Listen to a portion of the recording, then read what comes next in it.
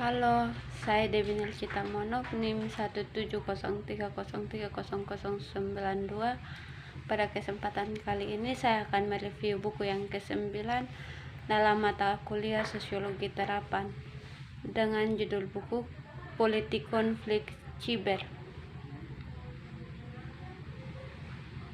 Buku baru ini membahas lingkungan teknologi saat ini dan penyelidikan gerbang area topikal dari kekuasaan, partisipasi, dan demokrasi dalam politik internet, keamanan internet, perang informasi dan terorisme dunia maya, konflik dunia maya, sosiopolitik seperti gerakan sosial melawan pembangkang, pemerintah dan sensor internet di berbagai negara. Konflik dunia maya etno-religius seperti Al-Qaeda dan Israel-Palestina, analisis peran internet dalam organisasi protes anti-perang selama konflik Irak 2003, dan pengaruhnya terhadap liputan media dan dampak perang di internet itu sendiri. Pada bab 1, berbicara tentang bagaimana konsep tradisional dan masalah cocok dengan postmodern global medium. Bab ini membahas masalah politik tentang bagaimana gerakan sosial baru menggunakan media postmodern seperti internet untuk mencapai tujuan politik tradisional sebagai demokrasi, kekuasaan, dan partisipasi di era globalisasi.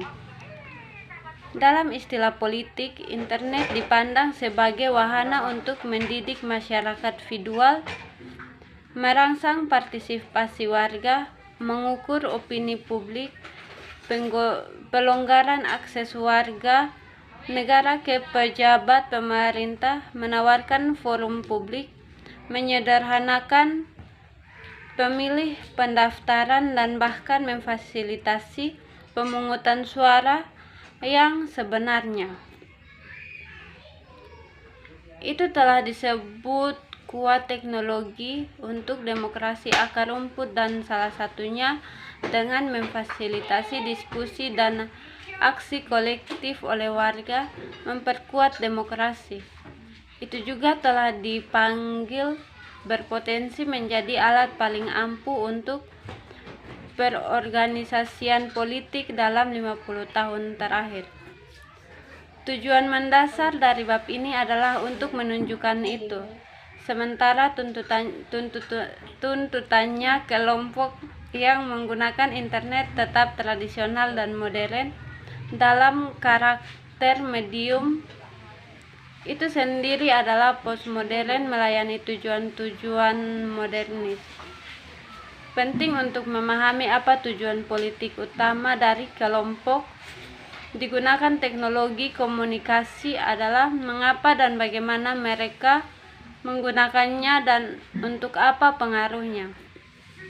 Dengan mengingat hal ini, bab ini menavigasi literatur, membangun bentuk untuk memulai studi tentang konflik dunia maya dan maknanya bagi yang baru politik komunikasi. Yang berikutnya adalah bab 2. Bab 2 membahas tentang 3 teori. Ada 3 teori: gerakan sosial, konflik, dan teori media. Menjadi model terintegrasi untuk menganalisis konflik dunia maya di dalamnya dimensi etno-religius dan sosial politik.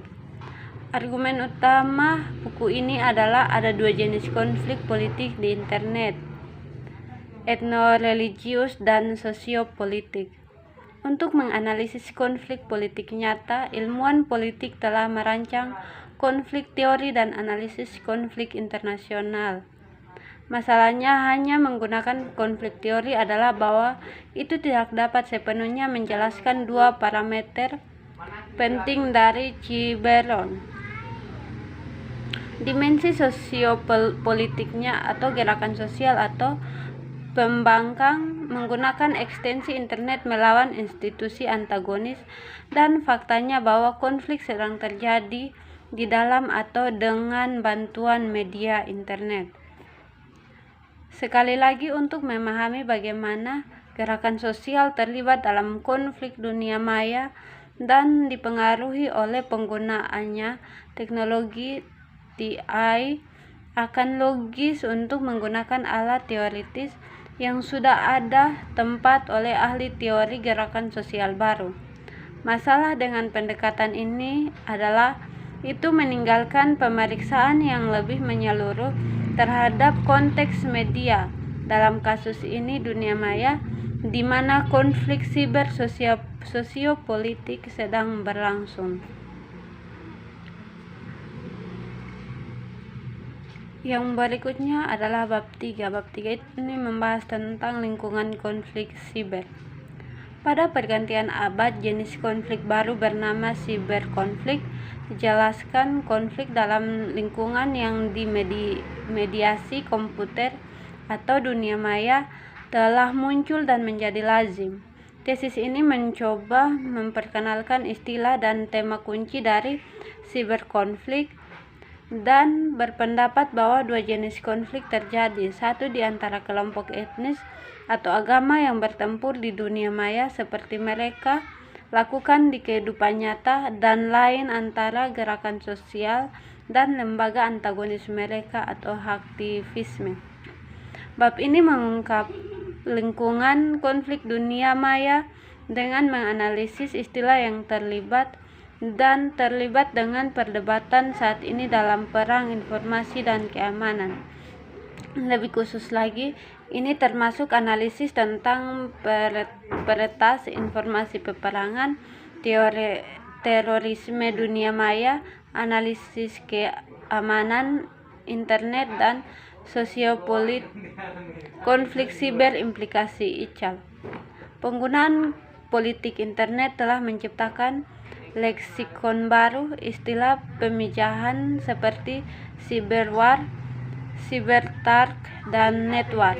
Istilah siberkonflik atau CC, file referensi umum untuk bentuk politik tertentu di internet sekarang sudah biasa digunakan, tetapi belum cukup diklarifikasi.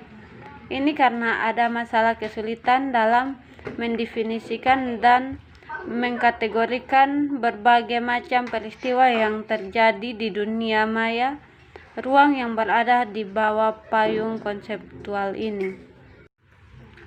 Di sini istilah konflik siber adalah digunakan untuk merujuk pada konflik dunia nyata yang menyebar ke dunia maya.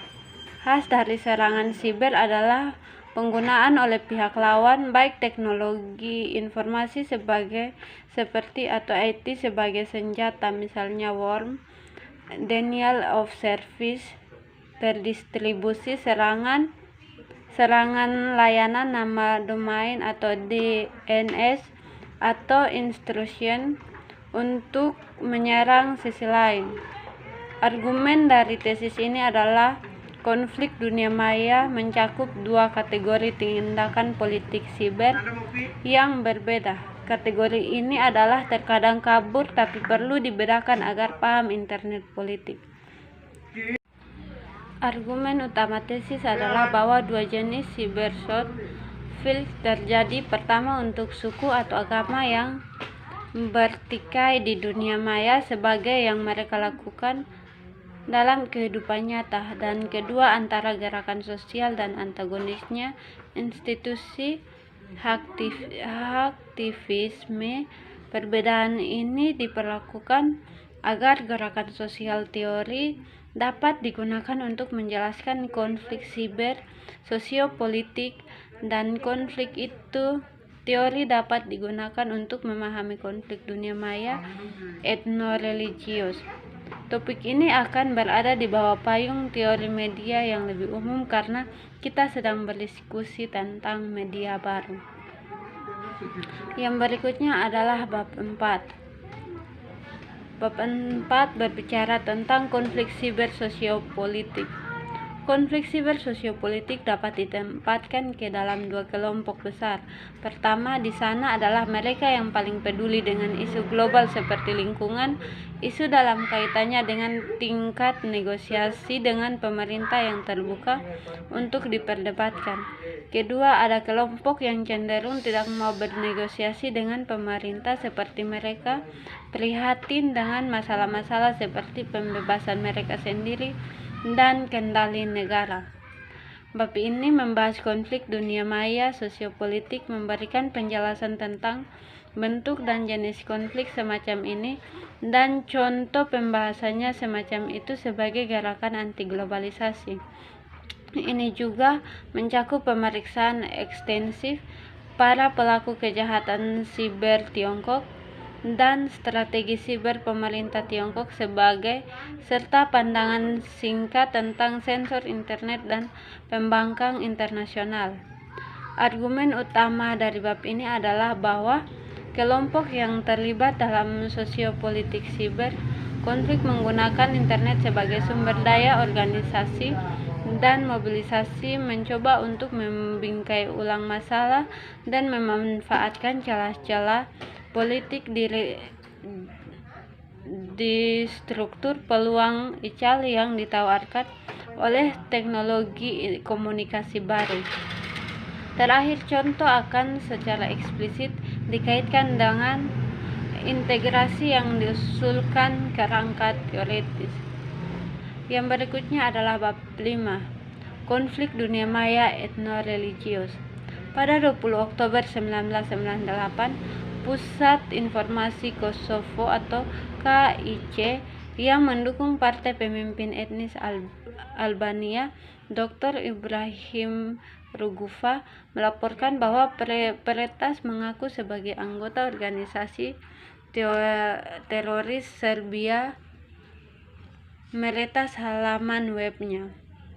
Bab ini akan membahas konflik dunia maya etno-religius, yaitu konflik dunia maya dengan karakteristik etno-religius yang menyebar ke dunia maya seperti Kosovo konflik Israel-Palestina, sengketa Kashmir, Sino-Amer, insiden Ican, dan Al-Qaeda di web. Ini juga termasuk penilaian konflik etnis dan diskusi tentang apakah internet dapat digunakan sebagai alat resolusi konflik dengan menggunakan contoh-contoh upaya kasus di konflik Israel-Palestina. Argumen utama tentang jenis konflik ini adalah bahwa kelompok yang terlibat menggunakan internet bukan sebagai sumber daya untuk menyusun ulang masalah, melainkan sebagai senjata menggunakan metode yang dianalogikan dengan melempar batu. Terakhir, bab ini diakhiri dengan menggabungkan contoh-contoh etno-religius siber bertentangan dengan kerangka teori terintegrasi yang diusulkan.